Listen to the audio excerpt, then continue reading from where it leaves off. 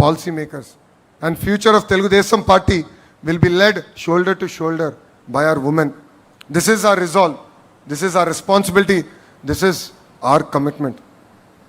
ఇక్కడ చాలామంది మగవాళ్ళందరూ నవ్వుతున్నారు. మొన్న మీ అందరికీ భోజనం పెట్టాను.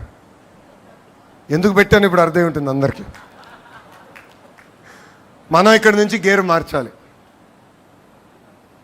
2 సంవత్సరాల హనీమూన్ పీరియడ్ అయింది. ప్రజల ఆశతో మనందరినీ గెలిపించారు. ఒక అద్భుతమైన పరిపాలన అందించాలని మనం గెలిపించారు. ఈరోజు ఎప్పుడు లేని విధంగా సుపరిపాలన మనం అందిస్తున్నాం. లా అండ్ ఆర్డర్ ప్రాబ్లమ్స్ లేకుండా మనం చూస్తున్నాం.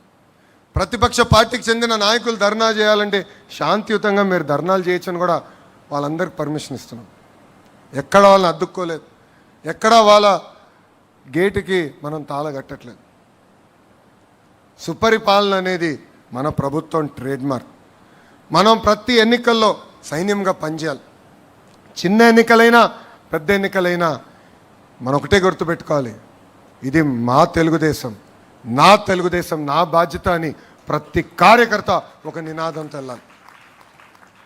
మనం ఒక పెద్ద కుటుంబం, చిన్న చిన్న సమస్యలు ఉండొచ్చు, 4 గోడల మధ్యన కూర్చుని మన సమస్యలు మనం పరిష్కరించుకోవాలి.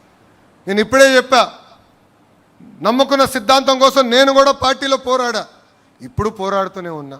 కానీ ఏనాడు బయటకు వచ్చి మాట్లాడు నిర్ణయం తీసుకున్నది ఒకటే ఉంటుంది నా దగ్గర, జై తెలుగుదేశం, జై చంద్రబాబు అని. ఈ నినాదానికి ప్రతి కార్యకర్త కట్టుబడి ఉండాలని నేను కోరుతున్నా. గౌరవ అధ్యక్షులు ఇప్పుడే చెప్పినట్లు అహంకారం వీడాలి. మనం చూసాం గతంలో 151 స్థానాలు 11 ఎట్లయిందని. ఇది మనందరం గమనించాల్సిన అవసరం ఉంది. ప్రజల దగ్గరికి వెళ్ళాలి, ప్రజలతో మమ్మక్యం అవ్వాలి, వాళ్ళ సమస్యలు పరిష్కరించే దిశగా మనందరం కష్టపడాలని ఇక్కడ వేదిక మీద ఉన్న పెద్దలకి, వేదిక మీద ఉన్న నాయకులకి, రాష్ట్ర వ్యాప్తంగా ఉన్న కార్యకర్తలందరికీ నేను పిలిపిస్తున్నా. ప్రభుత్వ కొనసాగింపు అనేది చాలా చాలా అవసరం. మనం చూస్తున్నాం, ఒక గుజరాత్, ఒక ఒరిస్సా లాంటి రాష్ట్రాలు ఈరోజు ఏ స్థాయికి వచ్చినాయో అందరూ ఒక్కసారి ఆలోచించాలి. 1983లో తెలుగుదేశం పార్టీని అన్న ఎన్టీఆర్ అధికారంలోకి తీసుకొచ్చారు. ఆయన పార్టీని 1982లో స్థాపించారు. ఈరోజు ఈ మీటింగ్ వచ్చే ముందల చాట్ జీపీటీలో కొట్టా. 1982లో హ్యూమన్ డెవలప్మెంట్ ఇండెక్స్ తలసరి ఆదాయంలో ఆంధ్ర, ఒరిస్సా రాష్ట్రం ఎలా ఉండేదని, దాంట్లో మీరు చూస్తే చాలా పారామీటర్స్లో ఆంధ్ర రాష్ట్రం, బీహార్ ఒకే రకంగా ఉంది. మన తలసరి ఆదాయం అప్పుడు కేవలం 10 నుంచి 15% ఎక్కువ ఉండేది. అలాంటిది తెలుగుదేశం పార్టీ అధికారంలోకి వచ్చింది కనుకనే, ప్రజలు ఆశీర్వదించి దీవించి మనకు అవకాశం ఇచ్చారు కనుకనే ఈరోజు ఆంధ్ర రాష్ట్రానికి ఈ స్థాయి వచ్చింది. ఇంకా బీహార్ వెనుకబడే పరిస్థితికి వచ్చింది. అదే కానీ ప్రభుత్వం కంటిన్యూస్గా తెలుగుదేశం పార్టీ వచ్చి ఉంటే ఇంకా ఆంధ్ర రాష్ట్రం ఏ స్థాయికి లేదో ప్రజలందరూ ఒక్కసారి ఆలోచించారు. సో ప్రభుత్వ కొనసాగింపు అనేది చాలా చాలా అవసరం.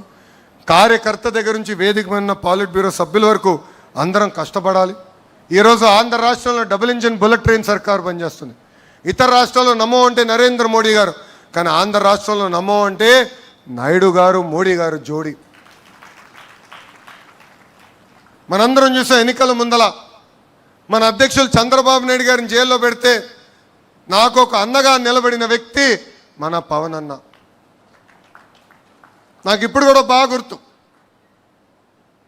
ఆనాడు జడ్జిమెంట్ వచ్చి చంద్రబాబు నాయుడు గారిని ఏకంగా రాజమండ్రి జైలుకు పంపిస్తుంటే నాకు ఫోన్ చేసిన మొదటి వ్యక్తి పవన్ అన్న. ఆనాడు నాకు ఫోన్ చేసి ఒకటే చెప్పాడు, అన్నగా నీకు అండగా నిలబడతా, నిన్ను ప్రోత్సహిస్తా, నీకు ఏ సమస్య ఉన్నా నాకు ఫోన్ చేయి తమ్ముడు అని చెప్పారు. అందుకే మన జరిగిన ఎన్నికల్లో 3 పార్టీలు కలిసికట్టుగా పోటీ చేసిన. 1 కోటి సభ్యులు నా కుటుంబం ఇప్పుడు ఇంకొంచెం పెద్దగా అయింది. ఇప్పుడు 3 పార్టీలు, కార్యకర్తలు మన సొంతమయ్యారు. కలిసికట్టుగా పనిచేయాలి. చిన్న చిన్న సమస్యలు ఏమున్నా మనం మన సమస్యలు పరిష్కరించుకోవాలని కార్యకర్తలందరికీ నేను పిలిపిస్తూ, ఈరోజు డబుల్ ఇంజిన్ బుల్లెట్ ట్రైన్ సర్కారు ఉంది కనుకనే విశాఖ ఉక్కుని కాపాడుకున్నాం, విశాఖ రైల్వే జోన్ ఏర్పాటు చేసుకున్నాం, త్వరలో కర్నూలుకి హైకోర్టు బెంచ్ తీసుకొస్తున్నాం. ఫైటర్ జెట్ తయారు చేసిన పరిశ్రమలు మనం తీసుకొస్తున్నాం. ఏకంగా అమరావతి, పోలవరం